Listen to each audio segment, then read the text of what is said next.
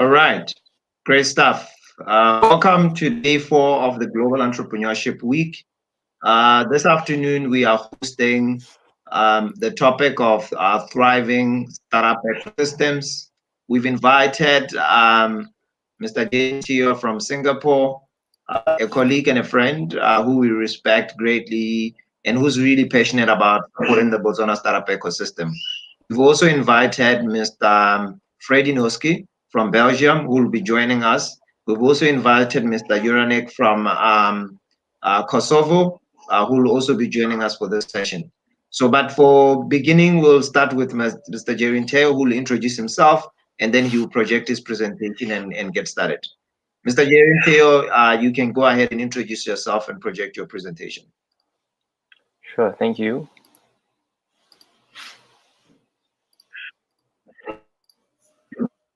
Yeah, we can see my slides, right?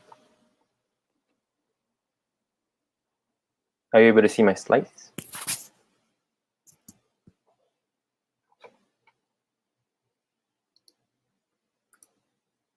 Okay, great. Yep, it's up. All right. So thank you for inviting me. My name is Jaren. I'm also heading GW in Singapore, and really glad to be part of this GW Botswana. I'll be sharing a little bit about the thriving startup ecosystems, especially in Singapore. So back in 2017, I was helping the government to put together ecosystem map. So it's something that my company do. We look at startup ecosystems around the world. We identify key areas that we can help value add by putting them onto a map that's easily visually pleasing. I would say able to identify key areas that you can work on for opportunities, entrepreneurs, for investors, for governments themselves to understand what is lacking in the ecosystem and where can they strive in. Yeah, so back in 2017, there were like a couple of 6 areas that the Singapore government was looking at. Was clean technologies, health technologies, fintech, ICT, which stands for info communications technologies, advanced manufacturing, and biotech, right? And you had the various stages from pre-seed to Series B and above.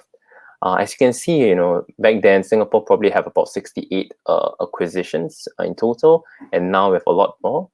Startups back then were about 2,000. Now we have actually close to 4,000 to 5,000 startups in Singapore and growing, not just locally, but also from around the region, globally, setting up their Asia Pacific office here in Singapore. You may, reach out to me to find out more about the various ecosystem partners and, how can you then collaborate if you have intention to expand your business into Singapore and tap onto the 640 million population and market in Southeast Asia region, right? So the Southeast Asia region made out of 10 countries. We have Singapore, Malaysia, Indonesia, Thailand, Vietnam, Cambodia, Laos, Brunei, Philippines. Yeah. Right, so just want to share a little bit more about the ecosystem in Singapore. It's probably something, an Entrepreneurship World Cup is something that I believe the Gen community is very familiar with. It's the second year in 2020, the second edition. The Entrepreneurship World Cup is jointly organized by the Miss Global Forum, at the same time Gen Global, right? And for ourselves at Gen Singapore, we are also running the Entrepreneurship World Cup Singapore for the second time, and we are pleased to announce, last year we have 67 applicants for Singapore. This year, 199 applicants, of which 2 entered the top EWC 100, and we actually have our winning team for this year, the EWC Global Champions, coming from Singapore, the other 3 labs. They emerged champion from 199 applications across in Singapore, and in total they competed against 200 countries in total of 175,000 startups and emerged as a global winner. And I think it's something proud to say, a small country, a little red dot in Singapore, in the region of Southeast Asia, to have a promising startup that's up and coming. So what exactly started 3 Labs? Is the world's first clean milk tech company that actually creates milk from cell-based technologies, right? So The founder herself, Lim Feng Wu, said that it was interesting to hear many novel ideas from Singapore, and they look forward to to learn more about the best innovations around the world and connecting with these innovators. So I'll say that the Entrepreneurship World Cup helped many companies globally, startups, to connect to not just investors, mentors, but also to learn and be inspired from each and other founders around the world. Yeah. I believe you may have already seen this, the Startup Genome Global Startup Ecosystem Report this year. Of course, the new normal now, they have to adapt to it, and also the impact of COVID-19. And where do Singapore stand? Right, so in the global startup ecosystem ranking, Singapore is ranked 17. If you look at the role, we're number 1 for knowledge, talent we're 4th, market reach we're 2. So these are a couple of things that Singapore has been working strongly in, and we have the connectedness, which is the best. We have about 7, funding of 8. So this is some of the areas that we are strong in. Funding access, market reach, we are 8 as well. So really great, performance, I'll say, from Singapore, such a small country, and we are also the only country in Southeast Asia that is listed as top 17th place. Yeah. So Singapore, Singapore and Silicon Valley, share very unique qualities, right? They are magnet for global talents around the world. People from different backgrounds come together to solve problems, right? Painful, relevant, and important problems that will affect how the world will evolve and transform in the next years to come. Yeah, and sectors that we are really strong in, I'll say digital health. Our R&D allocation is about $4 billion to health and biomedical research, right? We also have health tech accelerators, co-funding opportunities from the government to boost the digital health sector. We're also very strong in fintech. Singapore is also one of the global financial hub and the best finance hub in Asia. Our Monetary Authority of Singapore also hosts the annual Singapore FinTech Festivals, which is the biggest fintech event globally, with 45,000 participants from 130 countries.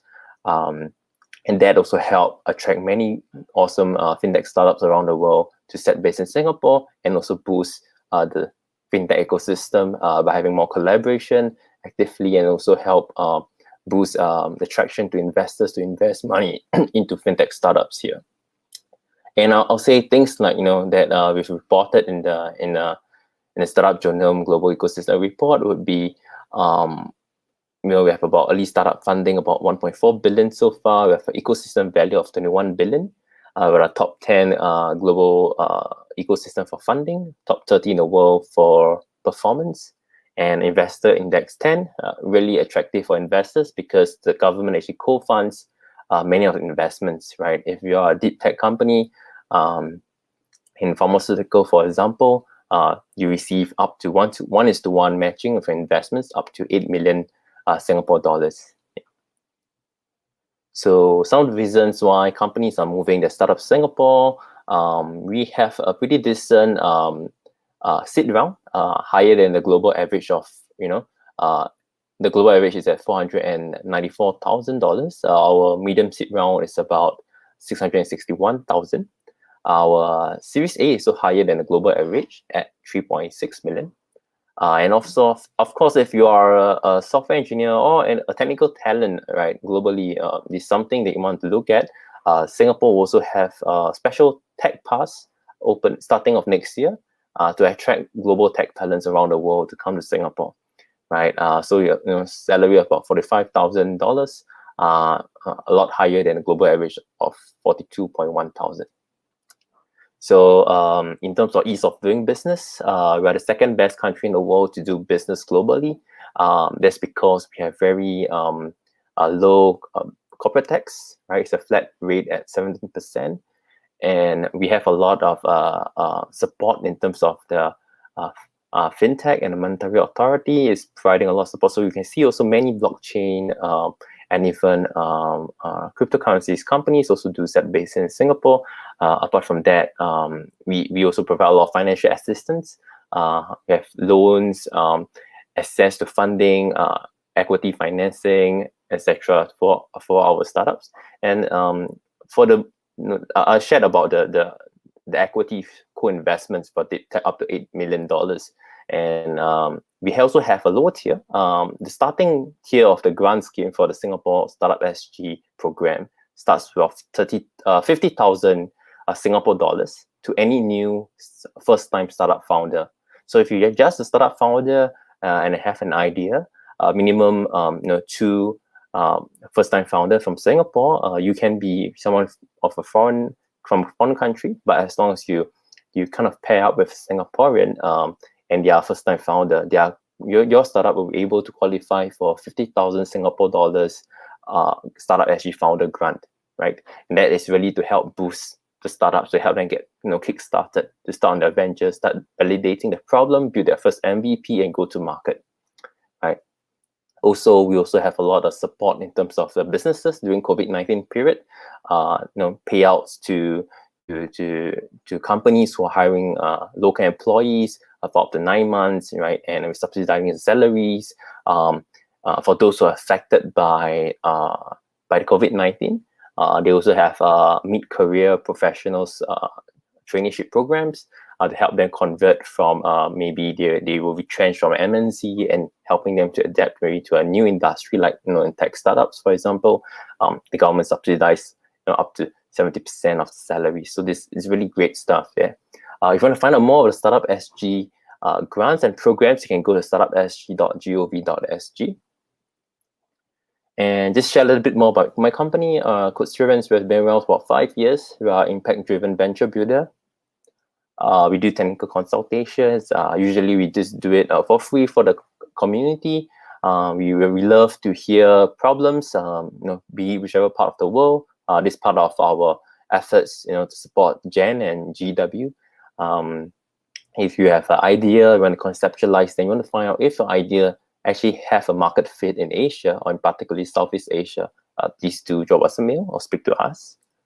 Our core business is in venture building, right? We do joint ventures, we do partnerships. We have a dedicated team to be a technology partner to help you with any works you need to get your startup started.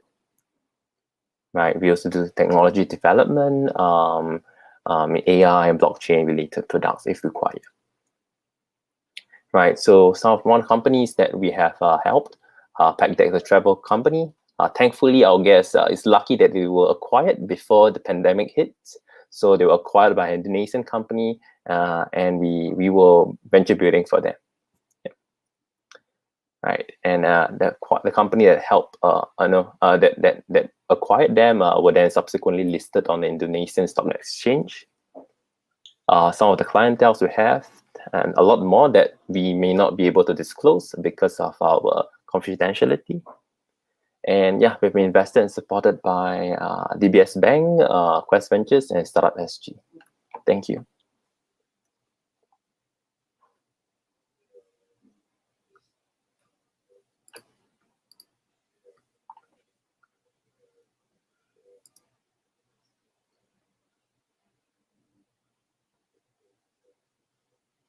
Hey, hi, Freddie. Hey, how are you? It's been a while. Yeah, I'm good. Indeed. Yeah. With these Corona troubles, no Yes. opportunity to travel, huh? Yeah, we can't travel, man. I really want to go back to Belgium again. I was there last year, and this year, can't go. Probably have to wait till next year to travel. Yeah. How's things in Belgium? Yeah, so and so. We're not the best one in class. Corona is impacting pretty heavily. I think we're on the top countries in terms of Corona, but we have an excellent health system, so we can handle all the different cases and give good support to the people infected. But we're waiting for the vaccine, as we all do. Yeah, yes. Yeah, I heard like Russia had a vaccine, UAE as well. I think there's a couple of vaccines, that's kind of been launched. The US as well. I think there's two vaccines. Yeah, but I think that the issue is that the virus keep evolving. Yeah, it keeps becoming stronger or a different variant. So really not sure if the vaccine will work for all kinds of evolution of the virus. Yeah. Indeed. I see Mokitsi is there. Okay. Yeah. Hi, Chief. Yes, he's back. I had some difficulties to get in, but yeah. This is probably the second time I'm using StreamYard. Yeah. for me, it's the first time. I see. Yeah, I think this is a browser based, so the connection must be stable. Yeah.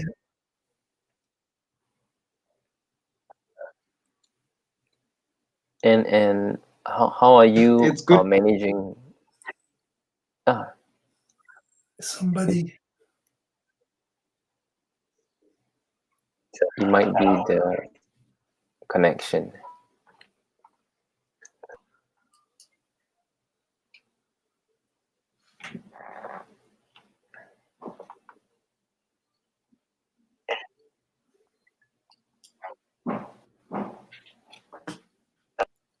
Yeah, probably his connection is affected or something.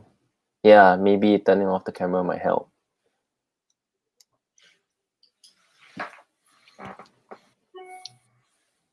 Anyway, Freddie, are you also running the GW in Belgium? Yeah, together with my co-founders, we founded the Gen Belgium Foundation. Hi, welcome.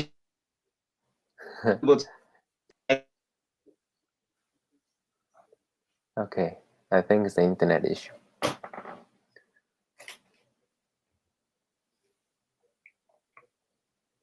Yeah, I don't know. Probably people can listen now, so maybe I should start. Yeah, maybe you can start. Belgium, yeah. And see whether Mokitsi can start talking. Then I will stop.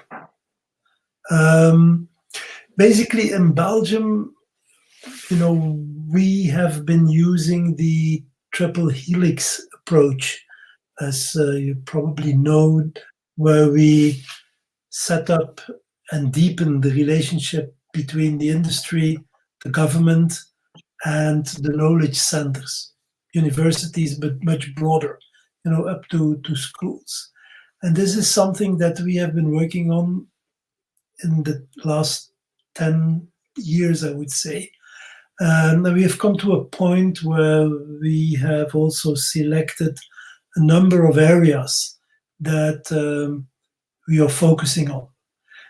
Now, the complexity of Belgium is that we have 3 separate regions, and entrepreneurship is allocated to the different individual regions, so Flanders, Wallonia, and Brussels.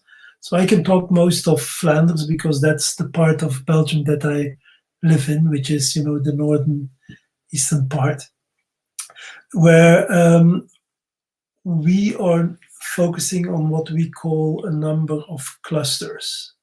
And really the idea of a cluster is that you bring together these different types of players and focus on innovation and new ideas.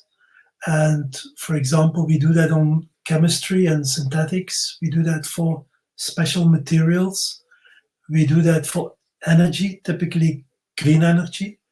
Also logistics and transport, because of the port of Antwerp, and we're pretty central in Europe. So logistic services is something that we really can give. And then, of course, agro-food. Food is a prime product in Belgium besides the chocolate.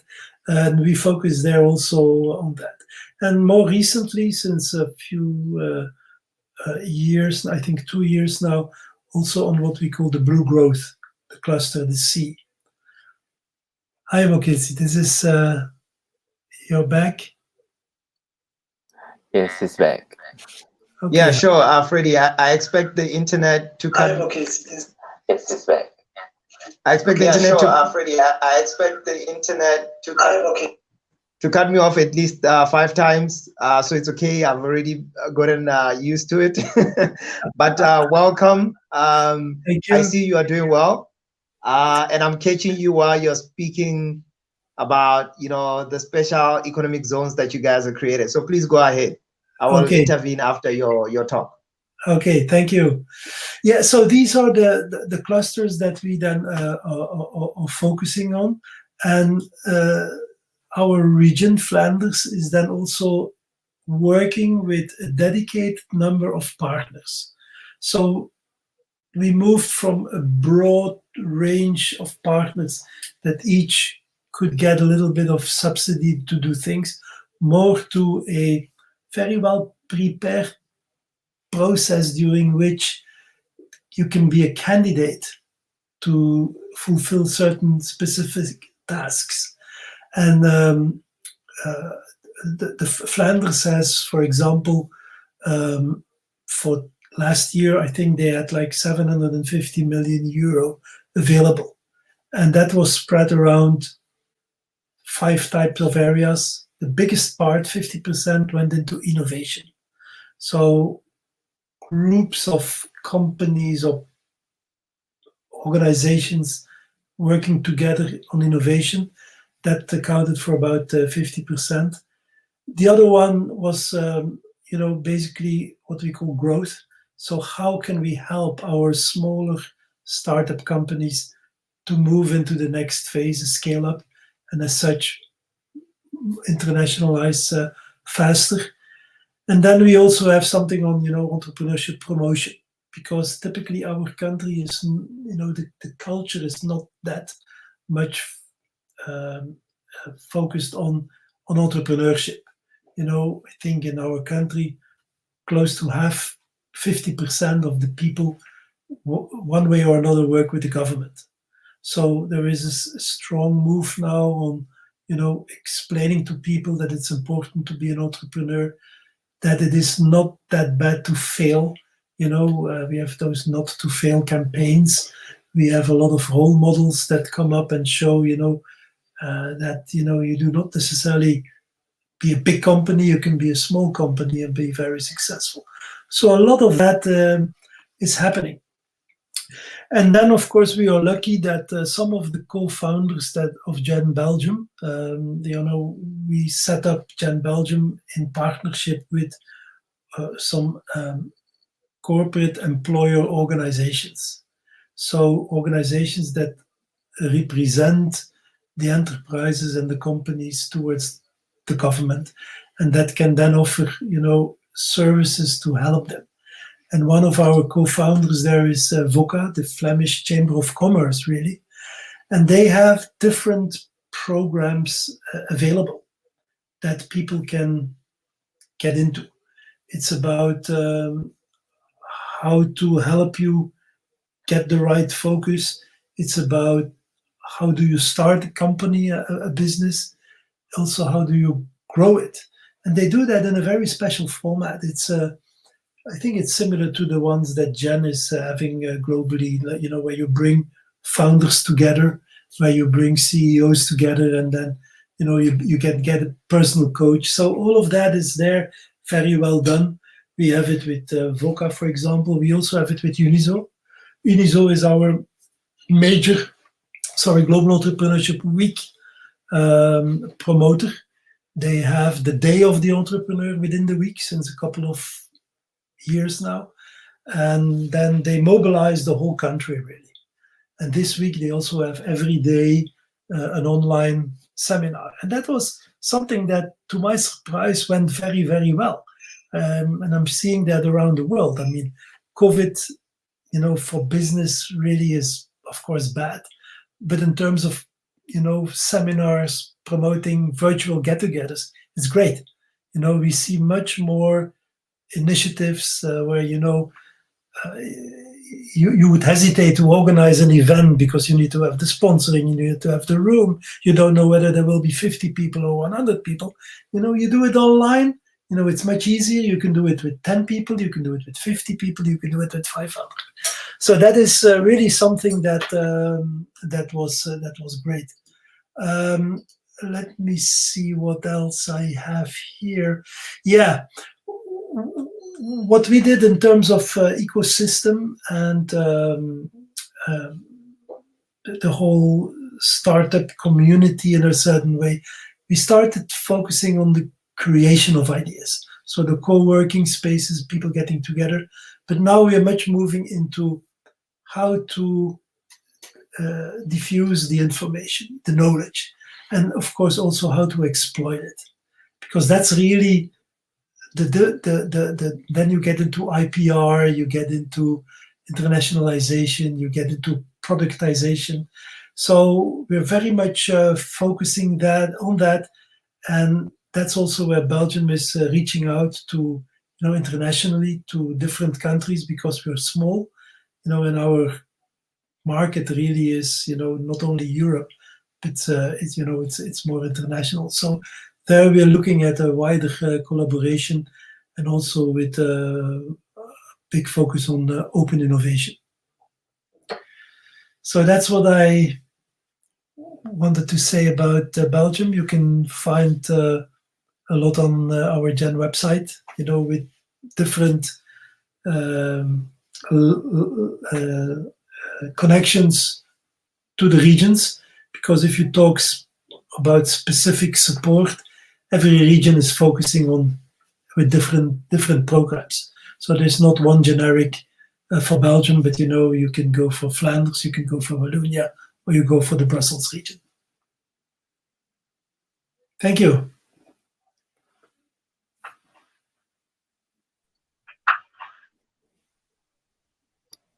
Thank you for that insight, Freddie.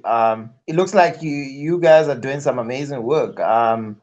But I was just gonna ask you, generally, what role is the chambers of commerce, playing in driving this ecosystem cohesion process that you talk about? Because where I sit, specifically in Africa, in Botswana, I see then a lot of chambers of commerce which house a lot of businesses. They have this interest to sort of bring people together so that they can survive this COVID. And I think there are lessons that we can get out of Belgium, particularly with making sure that we design the right interventions. And that's why I've invited Theo, because I think for any ecosystem or any country to survive, this new world that has just emerged, is to borrow from expertise around the world.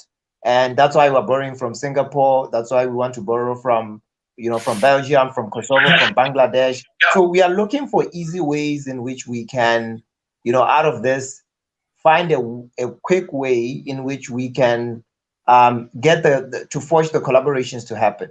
And I think I always reach out to you that one of the things that are happening now is practically, in Botswana, we see, the human-animal conflict with the elephants. Yeah, just like 3 to 4 days ago, we had the military shooting some Namibians who are neighbors of ours because they were found in an area where there's animals, lions and elephants, which are protected. And we are looking for solutions that can help around such industries like tourism, which people are taking advantage of, because there's now this thing of poaching that's happening because everybody's locked in at home and people are trying to take advantage to destroy such industries. So how do we come up with tech-based solutions and with help of people from around the world to try to solve and recover these these industries like tourism in Botswana? So maybe you and Jareen can respond on your thoughts on that question.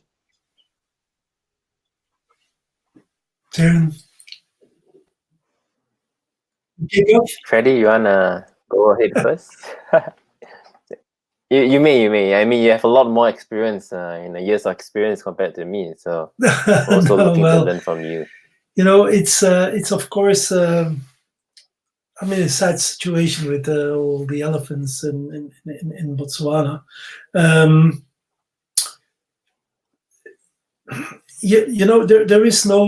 There is no easy solution.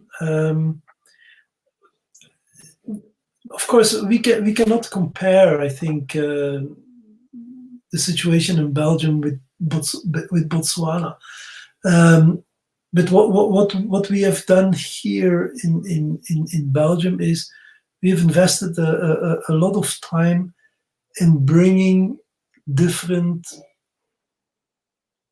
viewpoints together, and I used the Gen brand, if you want, to do that. What I have seen is that if you have different parties, more or less conflicting parties, or let me put it this way, competing parties, it's very difficult to bring them together because each of them wants to be the leader. Each of them, wants to show the way.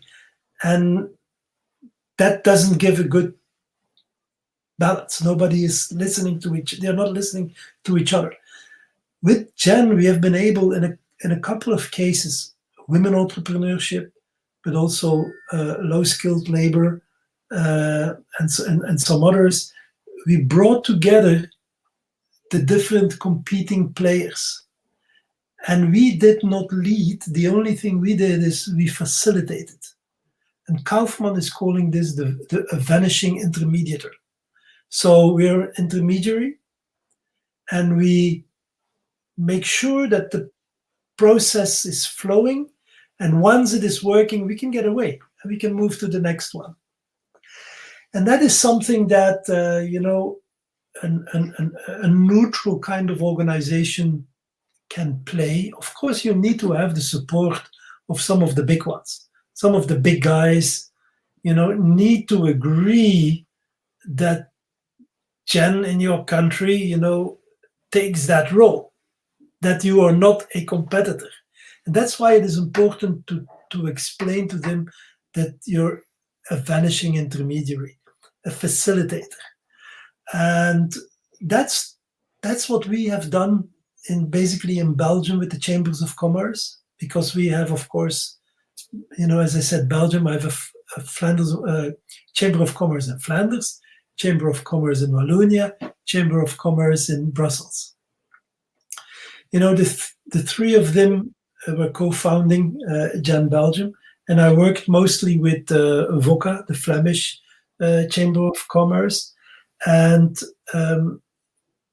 and with Uniso, that which is not a chamber but a similar kind of thing, that really was working well because they have their own offerings.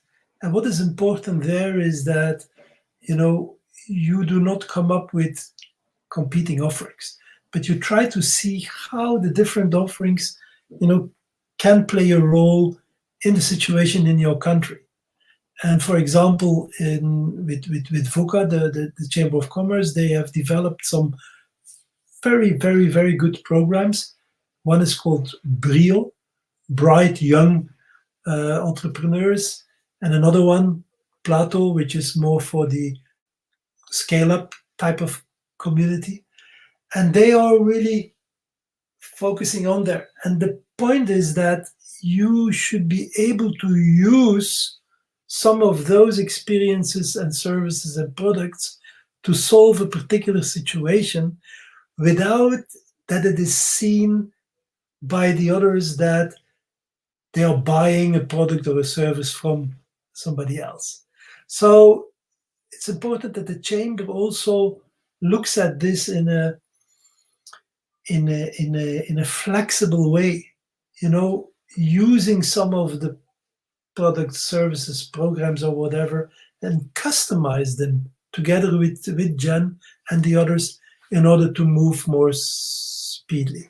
And I think we can do that because we can, we're fast, we're not big, we're small, and playing that role typically was something that would work. But again, I cannot judge the situation in your country. I will have to come over after Corona to see and learn.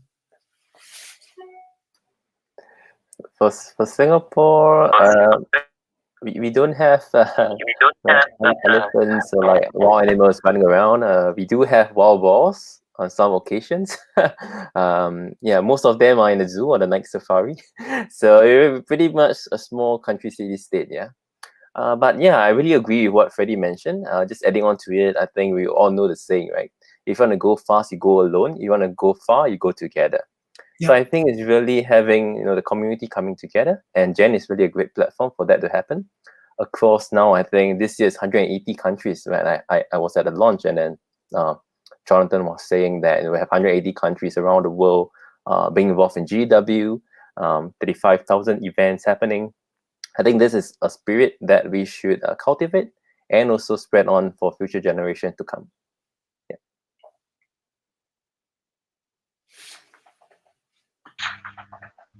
Yeah, thank you for that intervention. I mean, it's certainly interesting. I will look up that concept from the Kaufman Foundation as you mentioned it.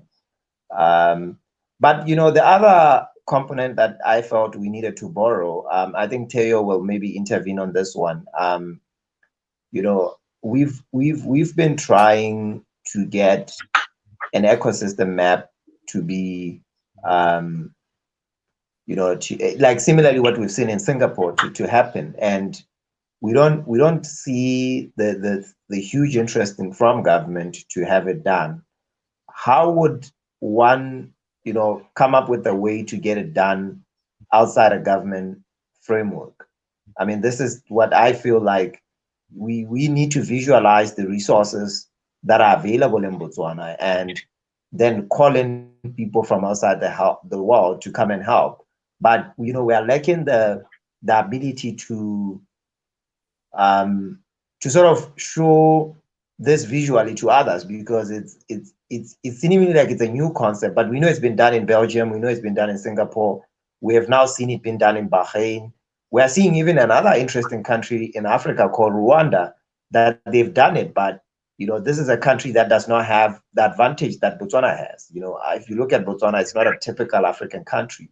This is a wealthy country. This is a country that has peace and democracy.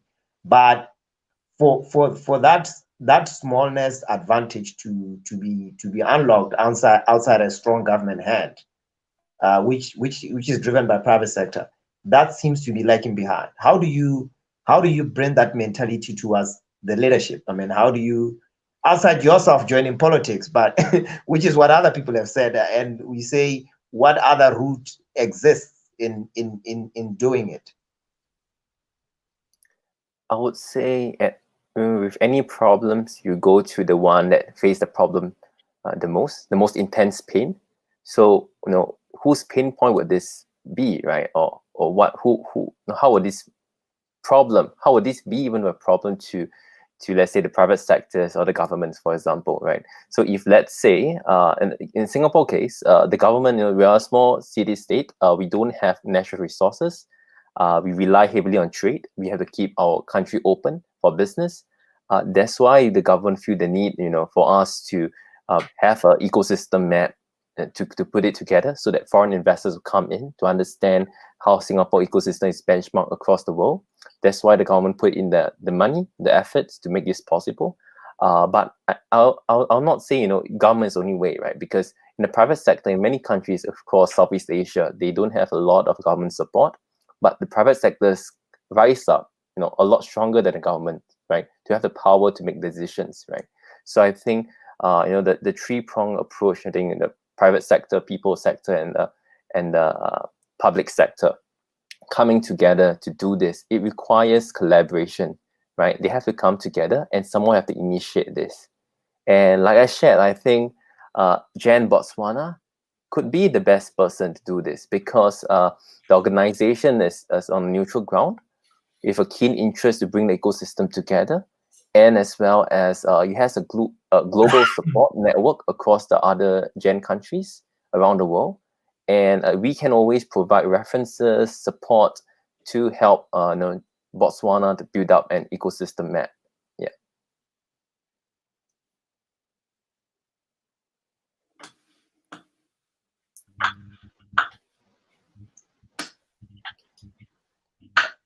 Freddie, maybe you want to react on that leadership aspect. How do you get the leadership to really not stop pulling the other way? To what? How do you get the leadership to stop pulling the other way? Because you find that the leadership it pulls far away from the vision of the private sector. How do you do that? Well, again, communication.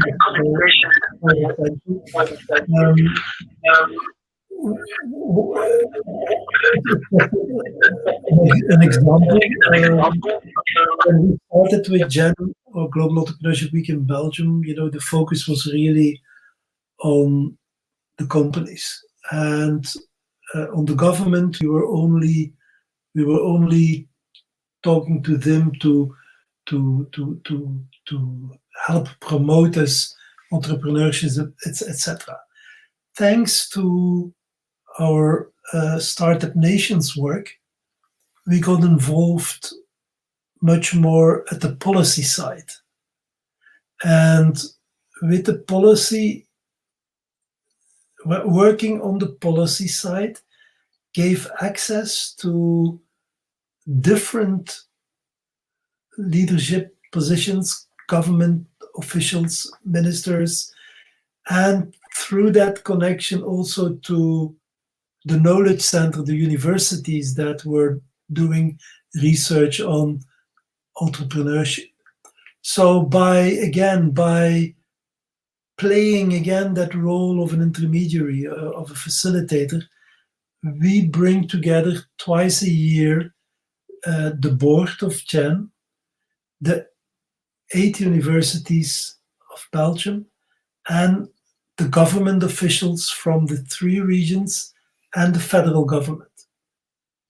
And the representative, the Director General of the federal side from economy, Ministry of Economy, he is now our lead GEN contact on for Belgium.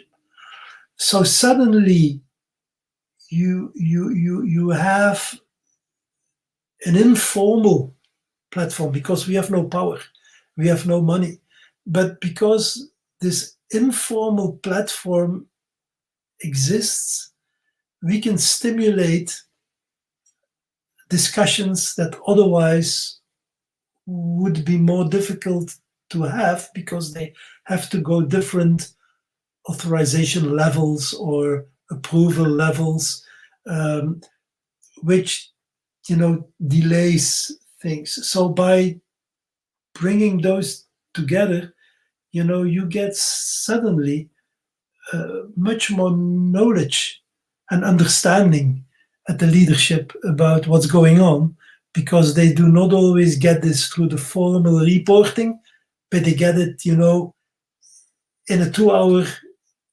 informal type of meeting where very well, if people meet people, it gives them very often better insights.